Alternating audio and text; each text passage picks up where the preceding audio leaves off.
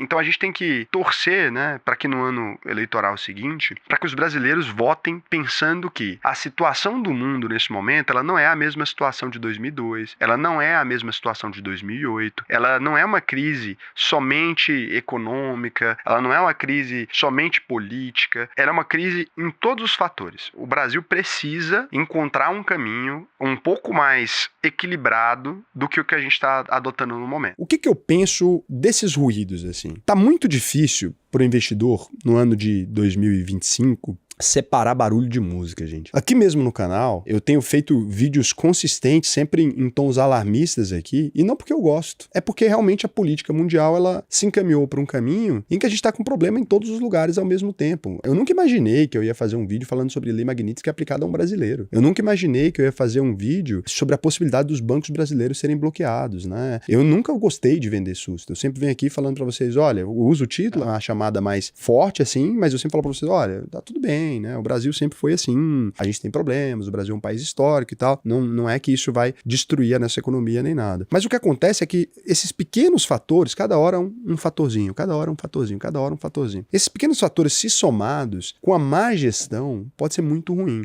Então a gente tem que torcer, né, para que no ano eleitoral seguinte, para que os brasileiros votem pensando que a situação do mundo nesse momento, ela não é a mesma situação de 2002, ela não é a mesma situação de 2008, ela não é uma crise somente econômica, ela não é uma crise somente política, ela é uma crise em todos os fatores. O Brasil precisa encontrar um caminho um pouco mais equilibrado do que o que a gente está adotando no momento. O Brasil precisa ter uma postura rígida com as coisas, levar esses problemas a sério, endereçar essas questões, porque está muito próximo da gente perder o controle delas. Eu estou falando com toda a sinceridade do mundo. Se a gente estoura um conflito aqui agora, começa a receber refugiado, a gente está com a economia que está em déficit, a gente está se encaminhando, né, para um problema com tarifa de lá, vai dar problema também. A gente tem um atrito entre Estados Unidos e China que tende a se agravar, deixando o momento econômico mais complicado. Não está numa janela de crescimento. A gente não se industrializou, a chance de se industrializar agora ficou muito mais difícil, né? A gente está sem capital, assim, sem crédito para fazer isso. A gente está se encaminhando em 25 anos para um país que vai ter uma população de idosos maior. E parece que esses problemas, eles estão sendo menos discutidos dentro do nosso parlamento do que alguns problemas de segunda ordem. Eu não quero aqui classificar o que é importante e o que não é para cada um, mas observando a agenda dos nossos deputados, eu acho que a gente deveria estar discutindo uma forma melhor da gente blindar a nossa economia, uma forma melhor da gente refazer as nossas cadeias produtivas, porque o mundo está entrando num cenário complicado, né? A gente precisa ter um preparo para que o Brasil não fique nem refém da China e nem refém dos Estados Unidos. Não é bom a relação que a gente é totalmente dependente dos Estados Unidos, concordo, mas não é bom trocar a dependência dos Estados Unidos por uma dependência da China, né? Por mais pessoas vindo aqui fazendo coisas básicas. Eu fico preocupado com isso. Ontem estava tendo aqui à tarde uma reunião, veio um pessoal da Coreia do Sul aqui visitar a nossa empresa, eles estavam contando que a empresa que vai fazer o processo de limpeza do lixo para transformar em energia aqui na cidade de Goiânia é uma empresa da Coreia do Sul. Não tem problema. Eu acho que o multilateralismo é muito bom, a gente tem que ter empresas de tudo quanto é países, mas no momento em que a gente vê o cerco se fechando, vocês sabem que eu sempre fui liberal, mas os países não estão aplicando liberalismo nesse momento, né? Os Estados Unidos não está se tornando mais liberal, a China não está se tornando mais liberal, a Europa não está se tornando mais liberal. Tá todo mundo,